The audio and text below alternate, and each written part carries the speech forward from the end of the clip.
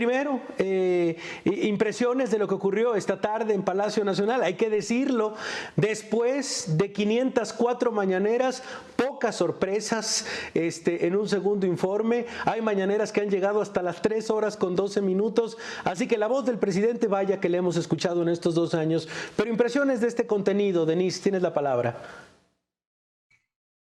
Un presidente que inspira y lo sigue haciendo desde la mañanera, y por eso la enorme popularidad que aún mantiene, pero un presidente que no ejecuta eficazmente, un presidente popular y aprobado, pero cuyas acciones de gobierno en las encuestas recientes que han salido están reprobadas en salud, en seguridad pública, en empleo, en economía, con datos duros, cifras, realidades que contradicen el discurso de hoy, el discurso triunfalista de vamos bien, cuando la realidad está ahí y es una realidad muy distinta a la que el presidente pregona.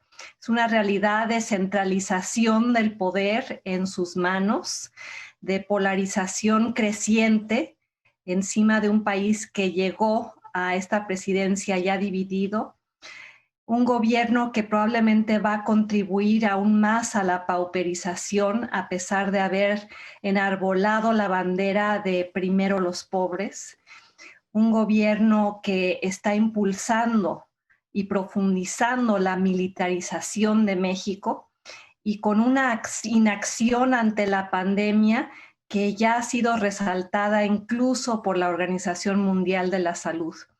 Entonces, la popularidad del personaje, que es alabado, amado por muchos, no necesariamente se ha traducido en mejor gobierno, en mejor democracia, en mejor atención a los pobres, en mejor combate a la corrupción, en una forma más eficaz de atender la desigualdad.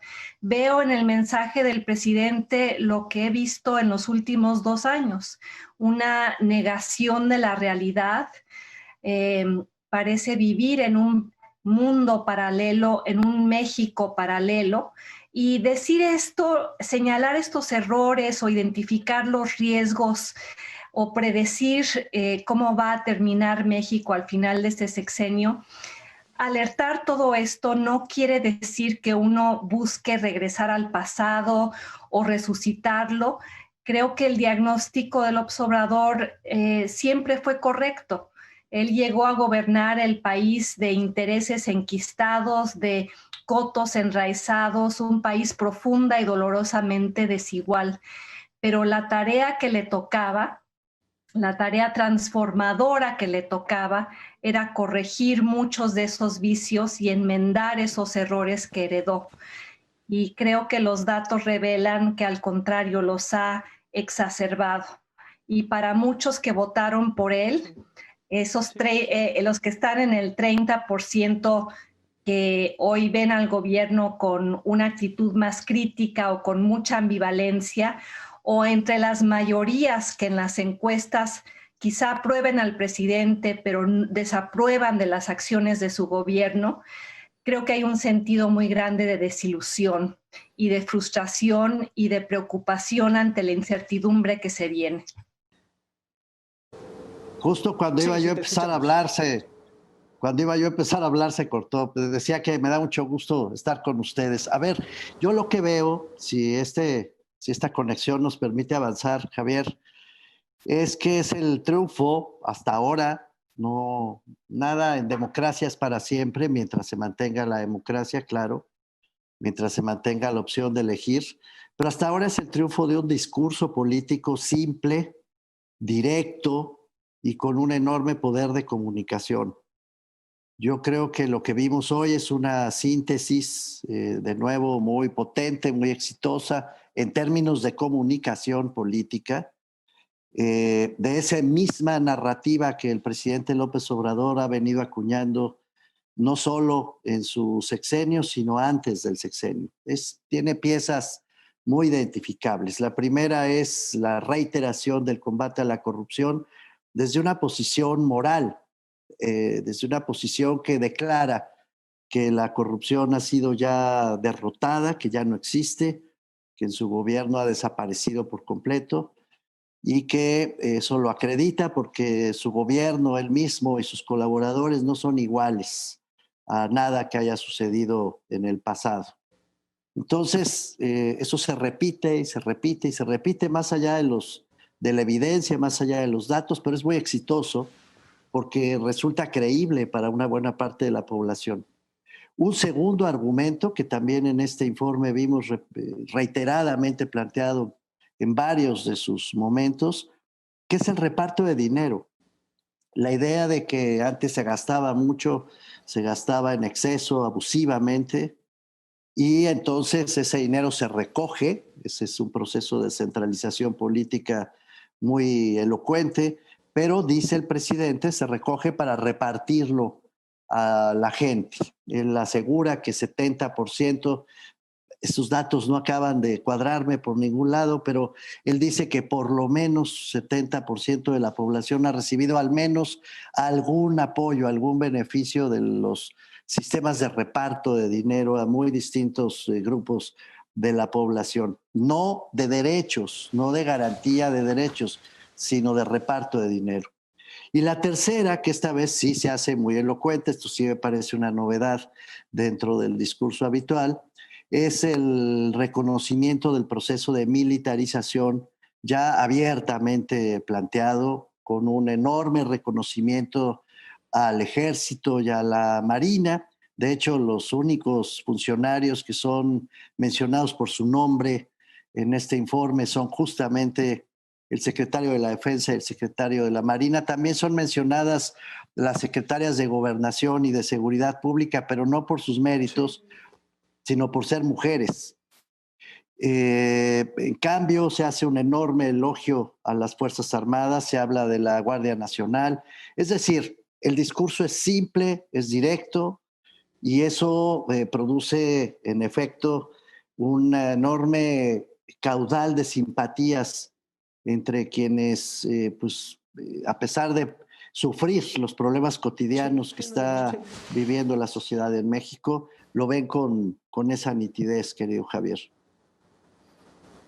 Denise, negros y blancos, estamos en ese momento, y lo hablabas también cuando estabas en esta intervención, sobre la polarización constante, lo difícil que es hablar de grises, lo difícil que es hablar de matices en este momento, es decir, fíjate, creo que esto que hizo fue una buena decisión, esto que hizo, perdón, es imposible que vayamos con esta decisión, esto fue un error, esto creo que podríamos darle tiempo, no hay, el área de los grises, de verdad lo estamos, prácticamente está desaparecida en este momento, Denise.